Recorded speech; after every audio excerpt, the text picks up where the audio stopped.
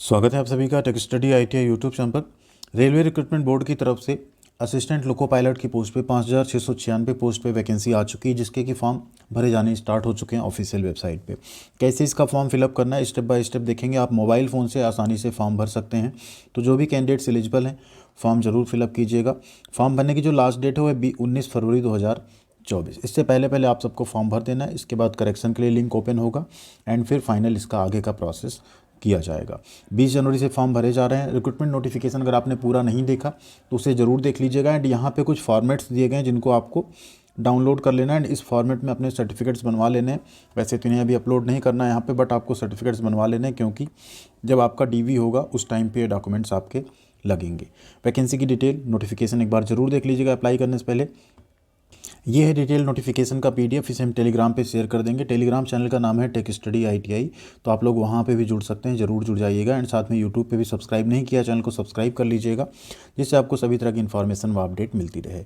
यहाँ सबसे इंपॉर्टेंट बात हो जाती है, आपको जोन वाइज जो वैकेंसी है वो देख लेना है, किस जोन से आपको अप्लाई करना है वो चीज़ आपको पहले से यहाँ पर डिसाइड कर लेना है। जिस जोन से आपका नज़दीक हो या जो आप देखना चाहें, नंबर ऑफ पोस्ट जहाँ ज़्यादा हो, क्योंकि ऐसा नहीं होता है कि नंबर ऑफ़ पोस्ट ज़्यादा है तो वहाँ कट ऑफ कम जाएगा या ज़्यादा जाएगा। कई बार होता है किसी किसी जोन का ज़्यादा कट ऑफ जाता है, किसी जोन का कम जाता है, तो वो डिपेंड करता है। जैसे आप यहाँ जोन वाइज वैकेंसी देख सकते हैं, ठीक है। टोटल वैकेंसी 238, 228, 473 ऐसे आप यहाँ देख सकते हैं। सबसे ज़्यादा आपका यहाँ पे बिलासपुर से दिख रहा है 1192। इस तरीके से आप और भी देखेंगे तो सबसे ज़्यादा वहीं से है, बिलासपुर से। सिकंदराबाद से 559, टोटल 5,696 पोस्ट यहाँ पे निकाली गई है। बाकी एज लिमिट से लेके सब कुछ 18 से 30 साल रखी गई, उसको आप लोग चेकआउट कर लीजिएगा। अप्लाई करने के लिए क्या करना है, आपको सिंपली यहाँ अप्लाई पे क्लिक करना है। अगर आपने पहले से अकाउंट बनाया तो हैव एन अकाउंट पे क्लिक करना है, अदरवाइज आपको क्रिएट एन अकाउंट पे क्लिक करना है। यहाँ आप देख लीजिए नोटिफिकेशन पहले आपको पढ़ लेना है। रीड फुल इन हिंदी लिखा हुआ है, ठीक है। हिंदी इंग्लिश जिसमें चाहे इसको पढ़ सकते हैं आप। ये सारी जो गाइडलाइन यहाँ पे दी गई हैं। एग्जामिनेशन फ़ीस का आपका डिटेल दिया गया 500 रुपये, जो कि रिफ़ंड होगा, ठीक है। ऑनलाइन आप पेमेंट कर सकते हैं। स्कैन डॉक्यूमेंट्स आपके क्या क्या लगेंगे, देखिए पासपोर्ट साइज़ फ़ोटो लगेगा, ठीक है। सिग्नेचर लगेगी, एक यहाँ पे आपका सिग्नेचर लग जाएगा। कैटेगरी सर्टिफिकेट यहाँ पे PDF फॉर्मेट में आपको अपलोड करना होगा, ठीक है। एंड इसके अलावा आपको बाकी डॉक्यूमेंट्स अपलोड यहाँ पे नहीं करने हैं, ठीक है। तो चलिए यहाँ पे इसको रीड पे क्लिक करते हैं, एग्री पे क्लिक करते हैं और प्रोसीड पे यहाँ पे क्लिक कर लेते हैं। जैसे आप प्रोसीड पे क्लिक करेंगे पहले पूछा जाएगा कि आप कभी डिबार्ड हुए हैं RRB RRC से, इसे आप नो कर दीजिएगा। आपकी क्या लेसिक सर्जरी, अगर आँख की आपका लेसिक सर्जरी हुआ है तो उसे आपको यस या नो करना है। नेक्स्ट है आप PWD हैं, अगर यस तो अदरवाइज़ नो करना है। नेशनलिटी आपको चूज़ कर लेना है यहाँ पे। अब आपको यहाँ पे अपना फुल नेम एंटर करना है, ठीक है। तो फुल नेम यहाँ पे जो आपका हो उसे आप यहाँ पे क्या करेंगे, एंटर कर लेंगे। पूरा नाम आपको जो एज इट इज़ आपका नाम है उसे आपको यहाँ पे एंटर करना है, ठीक है। सेम आपको यहाँ पे उसे अभी रीटाइप कर लेना है। रीटाइप कर लेने के बाद आप क्या करेंगे, यहाँ पे क्या आपका नाम कभी चेंज किया गया, अगर है तो यस, अदरवाइज़ आप नो करेंगे। अब यहाँ आपको अपनी डेट ऑफ बर्थ जो है चूज़ करनी है, तो डेट ऑफ बर्थ आप लोग यहाँ पे चूज़ कर लेंगे अपनी।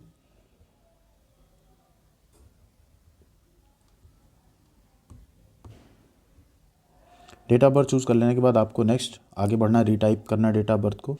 नेक्स्ट आपको अपना यहाँ जेंडर चूज़ करना है। जेंडर के बाद आपको रीसेलेक्ट करना है जेंडर। फिर आपको यहाँ पे फादर्स नेम लिखना है, ठीक है। रीटाइप करना है उसे भी। यहाँ रीटाइप इसलिए कराया जाता है कोई आपसे मिस्टेक ना हो जाए, अदरवाइज़ बाद में परेशानी होती है।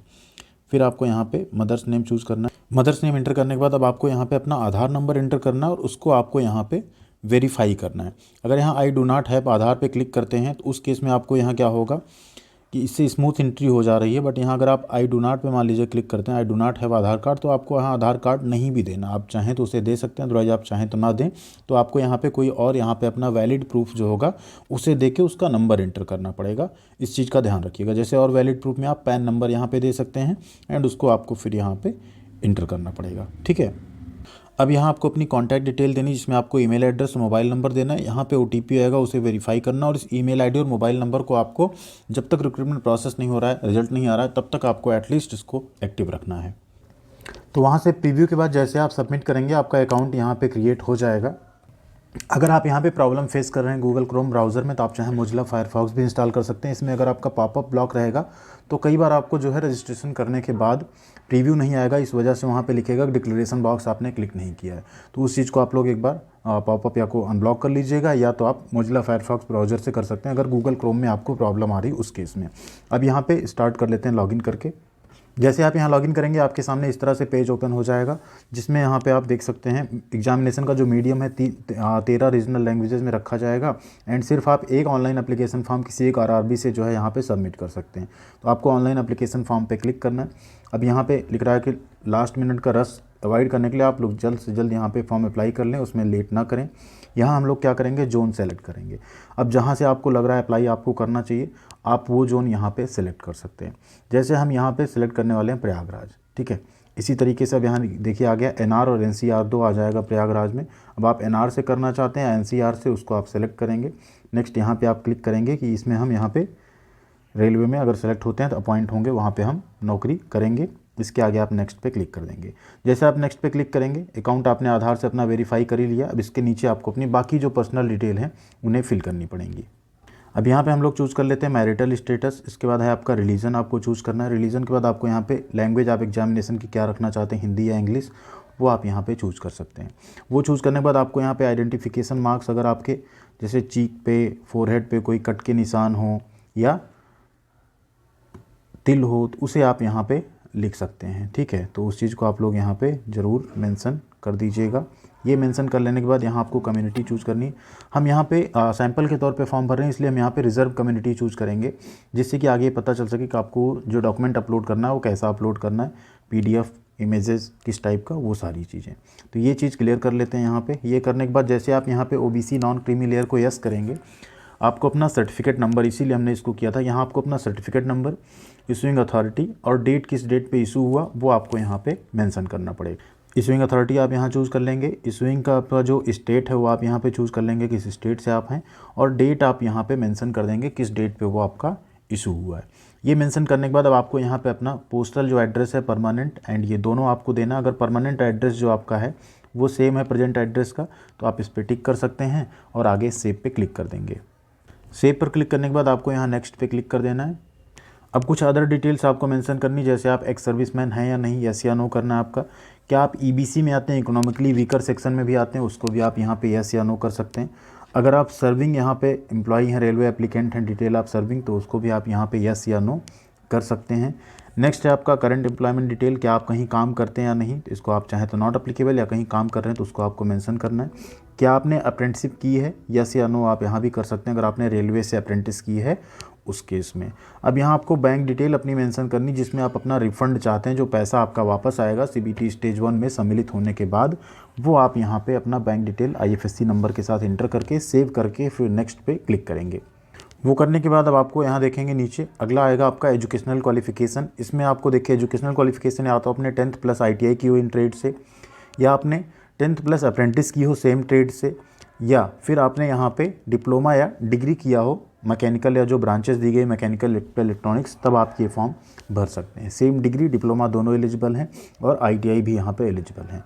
तो सबसे पहले आपको यहाँ मैट्रिकुलेशन का डिटेल ऐड करना, आपने किस स्टेट से पास किया उसे मेंशन करेंगे, किस डिस्ट्रिक्ट से आपकी पढ़ाई हुई है उसे आप यहाँ पे मेंशन करेंगे, आपका बोर्ड क्या रहा है पढ़ाई के टाइम पे वो आप मेंशन करेंगे, डेट ऑफ पासिंग आप यहाँ पे जो है मेंशन कर देंगे। डेट ऑफ पासिंग मेंशन करने के बाद आपका यहाँ पे जब आपका रिजल्ट आया वो डेट आपको यहाँ पे इंटर करनी है, तो उस डेट को आप एक्यूरेटली यहाँ पे इंटर कर लीजिएगा। यहाँ पे हम सेलेक्ट कर लेते हैं।